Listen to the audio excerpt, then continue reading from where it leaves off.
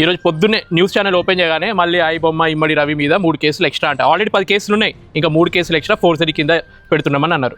ఏమేం కేసులు? Data theft, betting app, gaming app, piracy, ఈ ఫోర్జరీ, ఇట్లా లెక్కలేనన్ని కేసులు ఇక వేసిండ్రు.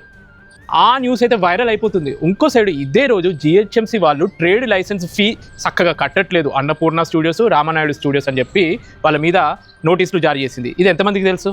మీ అందరికీ తెలుసా? చాలా చీప్లో వాళ్ళు ఎకరాల భూముల్ని స్టూడియోలు కట్టుకుంటామని చెప్పి అప్పుడు గవర్నమెంట్ దగ్గర నుంచి తీసుకున్నారు. ఇప్పుడు ట్రేడ్ లైసెన్స్ ఫీ కట్టడానికి ఒక 100 రూపాయల ట్యాక్స్ కట్టాలనుకోండి, వీళ్ళు కట్టేది 2 రూపాయలే. అంత అంటే వాళ్ళు చూపించాల్సిన ఏదైతే ఏరియా ఉందో, ఈ ఏరియాలో మేము బిజినెస్ చేస్తున్నాం, ఇంత విస్తీర్ణం ఉంది అని చెప్పుకుంటారు కదా ఒరిజినల్గా, దాన్ని మొత్తం 100%లో జస్ట్ 2%లోనే మేము బిజినెస్ చేస్తున్నామని తప్పు లెక్కలు చూపించి ఇట్లా దోపిడీ చేస్తున్నారు ట్యాక్స్ కట్టకుండా. జస్ట్ నామకే వాస్తే ఇట్లా ఎన్నో దారుణాలు జరుగుతున్నాయి, అవి హైలైట్ అవ్వట్లేదు. ఇట్లా ఇమ్మడి రవి లాంటి వాళ్ళ మీదనే ప్రతాపం అంతా చూపిస్తున్నారు. పెద్ద వాళ్ళని ఎందుకు పట్టుకోవట్లేదు, వాళ్ళ మీద ఎందుకు ప్రతాపం చూపించలేకపోతున్నారు? ఇప్పుడు ఆహా లాంటి ఓటీటీలో betting apps promotion, direct sponsorships చేసిండ్రు కదా కొన్ని షోస్కి. మరి అల్లు అరవింద్ని కానీ ఆ ప్రమోట్ చేసిన వాళ్ళని కానీ ఇంకెంతమంది ఇన్ఫ్లుయెన్సర్స్ చేశారు కదా బెట్టింగ్ యాప్లు. ఇప్పుడు మంచిగా దర్జాగా బయట తిరుగుతున్నారు కదా. ఇప్పుడు ఇమ్మడి రవిని పట్టుకున్నట్టే వాళ్ళని ఎందుకు పట్టుకోవట్లేదు, వాళ్ళు ఎందుకు అంత ఆరంగా బయట తిరుగుతున్నారు? అదే మన దగ్గర ఉన్న దౌర్భాగ్యం. ఉన్నోడికి ఒక రూలు, లేనోడికి ఒక రూలు.